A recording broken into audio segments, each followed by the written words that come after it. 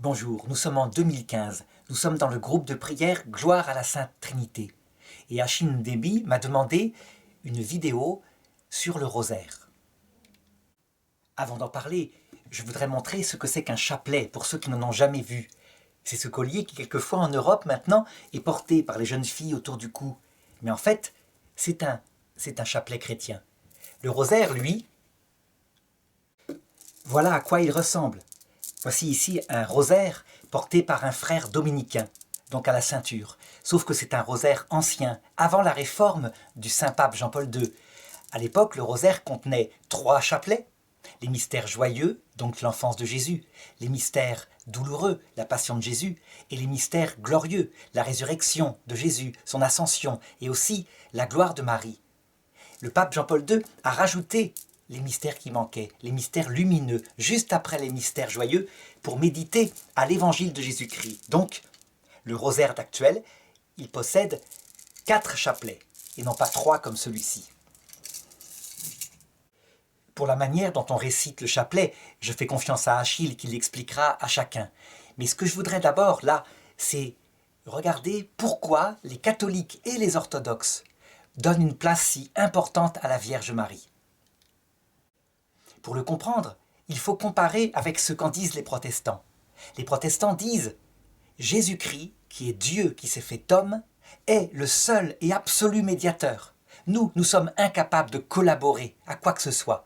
Et donc, il est venu sur terre, il a prêché l'évangile, il est mort sur la croix, et nous n'avons qu'à lui faire confiance humblement, comme des enfants, parce que nous sommes tellement abîmés par le péché originel que nous ne pouvons rien faire d'autre. Cette foi, c'est ce qui nous sauvera. Pour les catholiques et les orthodoxes, donc les églises fondées par les apôtres, cette foi-là, elle est fondamentale, elle est le fondement. Mais ce que est venu apporter Jésus, c'est plus que la confiance qu'il nous demande. C'est véritablement nous élever au rang d'amis. Quand il le dit textuellement, je ne vous appelle plus serviteurs, vous êtes mes amis. Donc, une amitié, c'est véritablement quelque chose de réciproque. Il vient vers nous et il nous demande de répondre comme des adultes. En fait, pour comparer l'intensité de cette amitié, il y a plein de comparaisons, mais la plus forte, c'est comme le mariage d'amour. Pour qu'il y ait un mariage, il faut qu'il y ait le oui de l'époux, mais s'il n'y a pas le oui de l'épouse qui répond, il n'y a pas d'alliance. Le catholicisme est donc une nouvelle alliance. Eh bien, cette alliance, elle a été scellée à la croix. Le nouvel Adam, Jésus-Christ, venu sur terre pour cela, est mort sur la croix, il a donné sa vie, et là il a donné un modèle de toute chose. Le problème, c'est qu'il n'y avait personne pour répondre en notre nom à la croix. Personne pour dire oui, et donc pour se marier, pour renouveler l'alliance avec l'humanité. Eh bien si, il y avait quelqu'un. Il a choisi, 50 ans à peu près avant sa passion, une toute jeune fille, encore dans le ventre de sa mère, et il lui a donné la grâce d'Ève, donc la présence de Dieu intimement. Elle s'appelait Marie. Elle est née un peu plus tard, et dès qu'elle a été assez grande, elle a été tentée par le démon comme Ève. Tu ne peux rien faire, tu n'es pas libre, tu dois juste te soumettre et obéir. Pour la première fois dans l'histoire du monde, quelqu'un a résisté à Lucifer. Elle n'a pas écouté Lucifer, elle est restée centrée sur son amour de Dieu, se considérant comme la plus indigne, mais toujours dans l'obéissance à Dieu. Elle est restée totalement fidèle au point qu'elle est la femme, c'est-à-dire la réalisation parfaite de ce que Dieu prévoyait pour la femme. Elle a tout consacré à Dieu à un moment donné, si bien que, à l'âge de à peu près 14-15 ans, l'ange du Seigneur lui est apparu et lui a dit « Voici que tu vas concevoir un fils ». Il ne lui a pas dit « Est-ce que tu voudrais ?» Il lui a dit « Voici » parce qu'elle avait tout donné. Elle a bien sûr accepté. Elle a mis au monde le Messie, et elle est restée parfaitement fidèle tout le temps, sans cesse tentée par le démon, qui évidemment voulait la faire trébucher. À la croix, ayant entendu l'enseignement de Jésus, l'ayant retenu dans son cœur, elle savait ce qui se passait. Il l'avait dit, le Fils de l'homme ressuscitera le 3e jour. Elle était donc présente, debout à la croix, et en notre nom, à nous qui étions là, dans le cœur de Marie-Madeleine, qui ne comprenions pas. Nous n'étions pas encore nés en fait, mais Marie-Madeleine nous représentait symboliquement, parce qu'elle est comme nous, pécheresses. Elle a dit oui à Dieu. Elle a dit oui en notre nom. Du coup, par ce oui, elle est devenue la mère de tous les vivants. tous les vivants spirituels. Et elle l'a fait concrètement. Alors que tout le monde avait fui, les apôtres avaient disparu, c'est elle qui, avant la Pentecôte, a raconté, expliqué, encouragé. Puis la Pentecôte est venue, elle s'est retirée avec Saint Jean, l'apôtre que Jésus aimait, et elle l'a formé, elle lui a expliqué. Du coup, il a écrit son évangile plus tard, qui est le plus profond. C'est l'évangile de Marie. Lorsqu'elle est morte, peut-être 12 ans après la passion de Jésus, aussitôt, Dieu lui a rendu son corps. Elle est montée au ciel. Elle est arrivée. Elle n'avait aucune idée de ce qu'elle était. Elle s'était abaissée plus que tout. Elle ne pensait qu'à lui et au prochain, à ses enfants. Alors, Jésus-Christ lui a révélé son cœur. À quel point elle était pleine de grâce. Et elle, confuse, elle s'abaissait, elle n'était digne de rien. Alors il l'a élevée au-dessus de tout. C'est typique, Jésus. Il l'a élevée et il lui a confié tous les pouvoirs sur son cœur, toutes les grâces. Si bien qu'elle est devenue, là où elle est au ciel, parce qu'elle est la plus petite, la reine des anges, qui lui obéissent. Lorsque nous arriverons de l'autre côté, elle, la reine, donc plus grande que nous en principe. Non, c'est une reine selon Dieu. Elle nous élèvera au-dessus d'elle et elle nous confiera la mission d'aider nos enfants, nos petits-enfants. Voilà pourquoi Marie a un rôle essentiel, véritablement, qui n'étouffe pas notre propre rôle, mais qu'en est le modèle. Pour montrer à quel point elle est même importante pour notre contemplation. Au début de la Bible, Dieu dit « Hommes et femmes, il les fit. À son image, il fit l'humanité. » Homme, image de Dieu, c'est Jésus-Christ. Il est l'image, je dirais, des vertus masculines de Dieu, quelque part. L'intelligence, la force de parole, le courage qui affronte la mort sur la croix. Et aussi l'humilité, parce que dans le Christ, il y a des qualités qu'on attribue habituellement aux femmes, ainsi que l'amour. Et puis Marie, femme, qui réalise parfaitement ce que doit être la femme aux yeux de Dieu, eh bien, elle est l'image de ce que serait devenu l'Esprit Saint s'il s'était incarné. Marie n'est qu'une personne humaine, mais Saint Louis, Saint Maximilien Kolbe le dit. Si l'Esprit Saint s'était incarné, il serait devenu Marie. En contemplant Marie, on découvre les qualités féminines de Dieu, l'humilité, l'amour, le silence, mais aussi masculines qui sont en elle, la force, debout à la croix.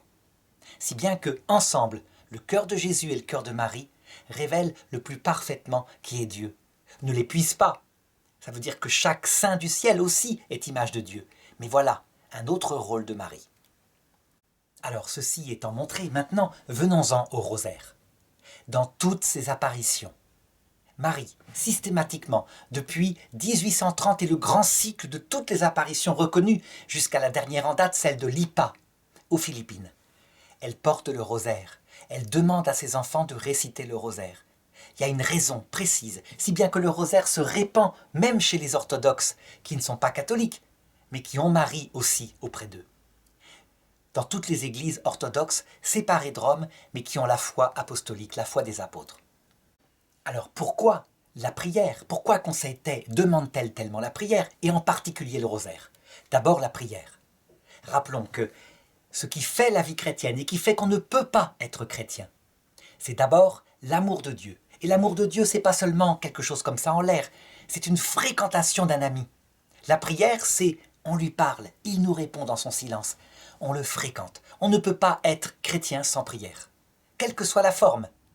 Et le rosaire n'est qu'une forme. Il y a d'autres qui ne préfèrent autre chose que le rosaire, très bien.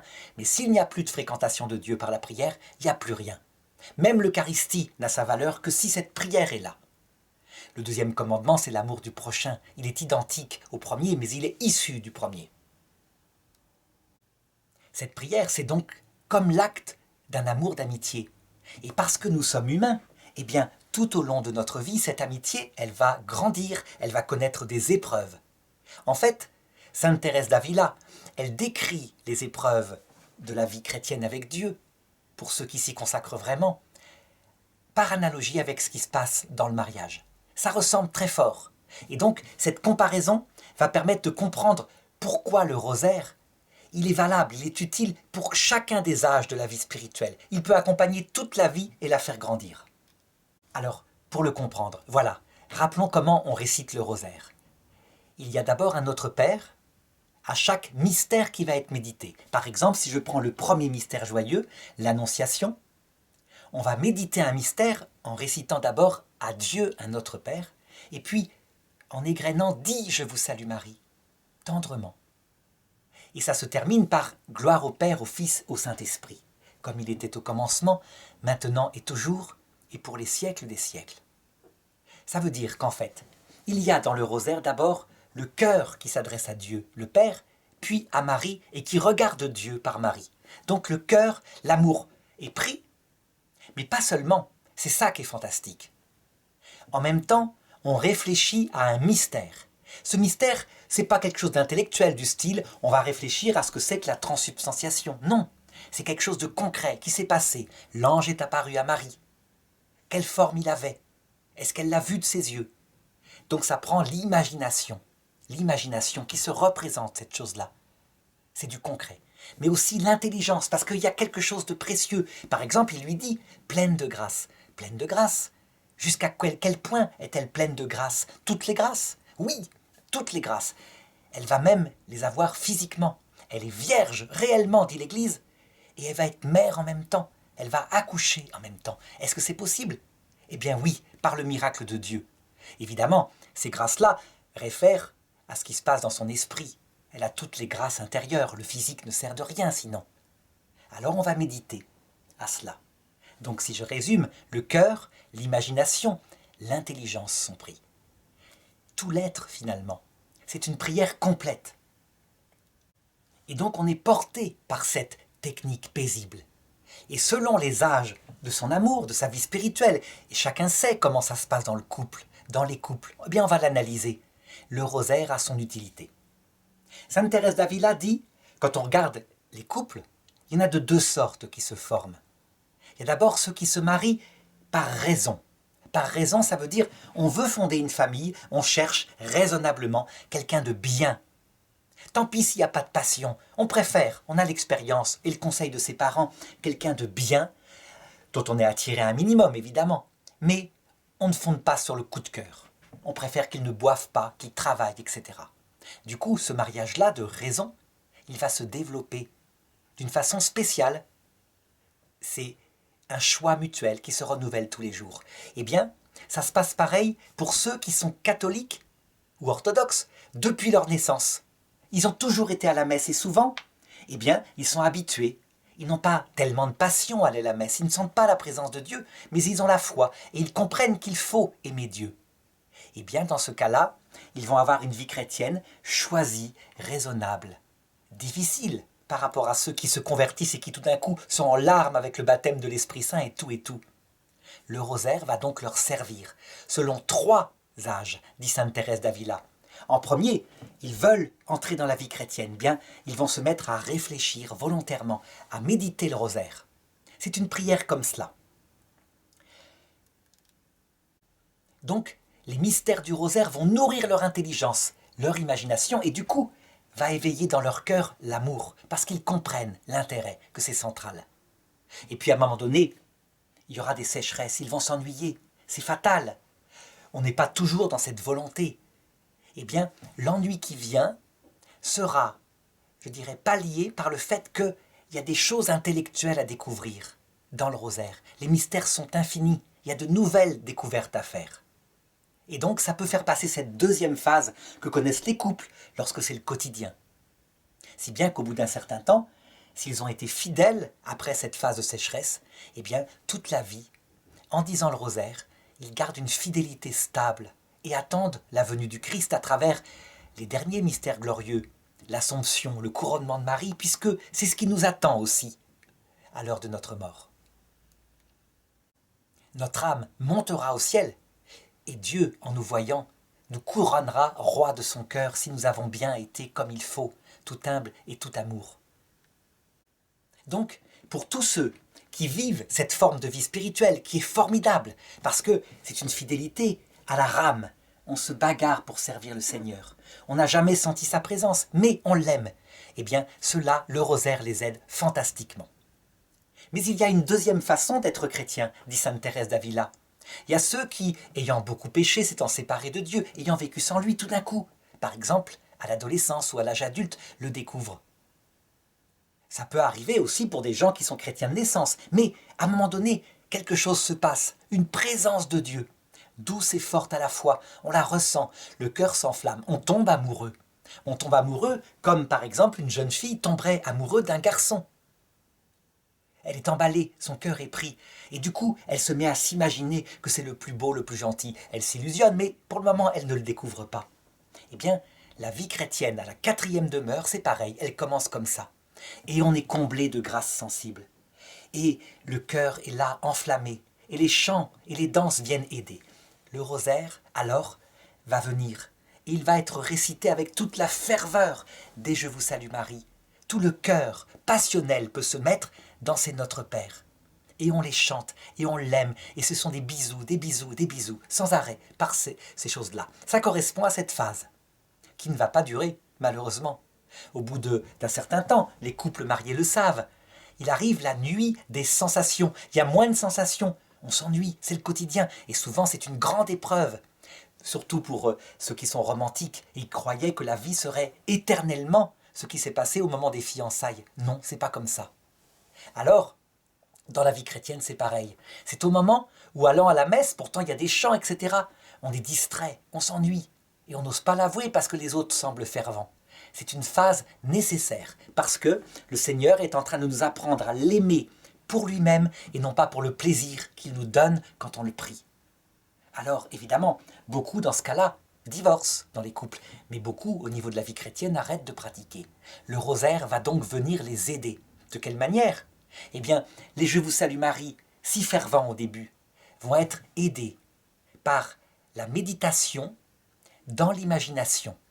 C'est-à-dire qu'on se représente la scène, ce qui permet de ne pas être distrait à l'oraison, de ne pas penser à autre chose, du style à sa cuisine. Je me rappelle que moi, à un moment donné, étant dans cette phase-là, j'avais monté un fantastique rêve pour faire passer les longues messes. J'étais pilote de chasse pendant la Seconde Guerre mondiale. Ça a duré des années.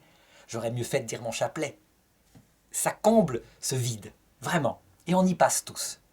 Et d'autre part, l'intelligence aussi est nourrie, donc elle fait passer cette nuit des sens.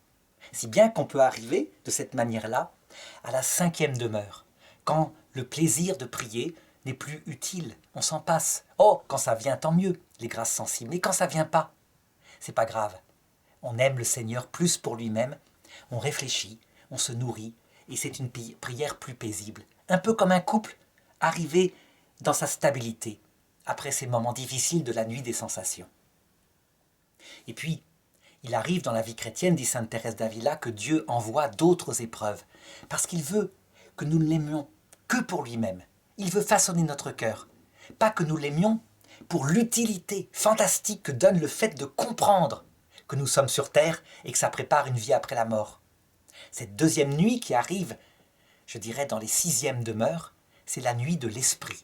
C'est-à-dire qu'elle touche l'intelligence. On ne sait plus pourquoi on est chrétien, ça n'a pas de sens. Ça peut arriver par exemple à l'occasion d'une épreuve, la perte de ses parents, d'un enfant, la perte, le divorce aussi, le chômage. Bref, on se demande ce que Dieu nous veut parce que le malheur nous frappe. Dans les couples mariés, ça arrive aussi, cette nuit de l'esprit. Souvent, au moment où le mari va être en retraite, la femme a vieilli, les enfants quittent la maison. Il peut y avoir une terrible épreuve qui fait qu'en Europe occidentale, on voit des divorces de couples avec 35 ans de mariage, de plus en plus. Ils n'acceptent pas, je dirais, ce quotidien où la vie n'a plus tellement de sens. Sans doute parce que l'athéisme est fréquent en Europe occidentale. Toujours est-il que, quand arrive cette épreuve, alors là, c'est vrai qu'on ne peut plus presque dire le rosaire. Le rosaire, je dirais, c'est parce qu'on l'a longtemps médité avant, qu'on a réfléchi au mystère douloureux, qu'il trouve alors son utilité. Mais beaucoup de gens, au fond de la nuit de l'esprit, n'arrivent plus à le dire. Ils arrêtent, ils ne comprennent plus Dieu, ils lui en veulent, tellement ils sont dans la nuit. Dans ces moments-là, qui correspondent au purgatoire de la terre, le plus terrible, on ne peut plus rien pour soi, on doit être aidé par les autres. Mais on récolte ce qu'on a semé avant. Comme toute chose, ce désespoir, cette absence de sens ne durera pas toujours. Il finit par se calmer. Et au bout du bout, à la 7e demeure, brisé par cette épreuve, on est sans illusion sur soi, on sait ce qu'on est, tous les péchés qu'on a faits à ce moment-là, quand on était au fond du gouffre, les pensées éventuellement de mort. Alors le rosaire peut revenir paisiblement. il revient, je dirais, simplement pour accompagner l'attente de la venue du Christ et l'amour qu'on a pour son prochain, qu'on comprend tellement, puisque quand il souffre les mêmes choses, comme on y est passé, on le comprend. Donc, le rosaire, à ce moment-là, devient comme la porte du ciel. On attend le retour du Christ. Maintenant, le rosaire a une série de mystères qui sont marqués. Il faut bien savoir qu'il y a une certaine liberté. Certains, par exemple, voudront remplacer les mystères lumineux fixés par le saint pape Jean-Paul II par d'autres. Ils le peuvent. D'autres ont ajouté, ou plutôt, je dirais, remplacé certains mystères glorieux en ajoutant, comme cinquième mystère glorieux, l'attente du retour du Christ accompagné des saints et des anges. Donc quand à l'heure de la mort, nous verrons notre papa, notre maman, le Christ, la Vierge Marie qui viendront nous chercher. C'est très très bien de faire ça. Parce que je dirais, l'espérance, l'attente de ce but, c'est vraiment ce qui stimule la vie chrétienne. Et donc le rosaire qui se terminerait par ce mystère, vraiment, il prend une autre force, la force de l'espérance théologale. Alors voilà, j'ai donné un petit résumé de ces immenses avantages du rosaire qu'accompagne toute la vie. Mais je voudrais terminer tout de même par une petite conclusion très importante. Je l'ai montré, le rosaire c'est donc immense. Et il est vrai que les moines comme les dominicains disent leur rosaire chaque jour, mais ils ont du temps pour ça, il y a des temps d'oraison. Une demi-heure le matin, une demi-heure le soir, une demi-heure la nuit, etc. C'est très bien de dire son rosaire, mais attention, il ne faut pas non plus abuser. C'est comme toute chose. Ça veut dire qu'on peut abuser du rosaire au point que il ne nous apporte plus rien, on en a marre, on l'a trop dit. À chacun, comme ça se passe dans un couple, à chacun de régler la quantité qu'il dit, par amour de Dieu. Tout dépend aussi des phases de sa vie. Je l'ai dit, en pleine nuit de l'esprit, on ne peut plus. Et donc, quelquefois, il faut juste se forcer à dire, mettons, une dizaine de chapelets. Ça veut dire un mystère, avec 10 Je vous salue Marie dans sa journée, qui crie vers le ciel, qui l'appelle. Mais ne jamais arrêter de prier. À d'autres phases, par exemple, au tout début de la vie chrétienne, dans la 4e demeure, là où on est fou d'amour, emporté par la passion, on peut dire le rosaire dans la journée, aucun problème. Mais lorsqu'arrive la nuit des sens, où on est pris par la distraction, il faut savoir se modérer, pour bien comprendre que ce n'est pas la quantité, c'est la qualité, et qu'avec un père spirituel, un conseiller qui est passé par là, on peut adapter le chapelet. Voilà ce que racontait un moine appelé Saint Cassien. Un jour, un homme à la grande ville d'Alexandrie, ce sont des moines d'Égypte, au tout début du christianisme, était parti dans le désert pour rencontrer les monastères qui s'étaient élevés un peu partout. Il pensait trouver les moines en prière, complètement concentrés à longueur de journée en Dieu seul. Et il arrive et il trouve un père abbé de monastère avec ses moines et il jouait au foot avec un espèce de ballon de l'époque, ça se passe au IVe siècle ce que je raconte là. Et il est scandalisé, il dit mais quoi, il devrait être à la prière, ça sert à rien de se faire moine si c'est pour jouer au ballon. Alors le père abbé lui dit, prends ton arc puisque tu es parti à la chasse et tends-le, tire une flèche par terre. Alors le jeune homme s'exécute, il tire une flèche par terre. Et le père abbé lui dit, et une deuxième, mais tends encore plus ton arc. Et il le tend encore plus. Et puis il lui dit une troisième, mais tends-le plus encore. Si bien qu'au bout de 4-5 flèches, le jeune homme dit, mais je vais casser mon arc, c'est pas possible. Mon père, il faut arrêter. Et alors, le saint moine lui a dit, c'est pareil pour l'être humain. Si tu tends trop la corde, elle casse. Tout est dans le juste milieu, y compris la quantité de prière.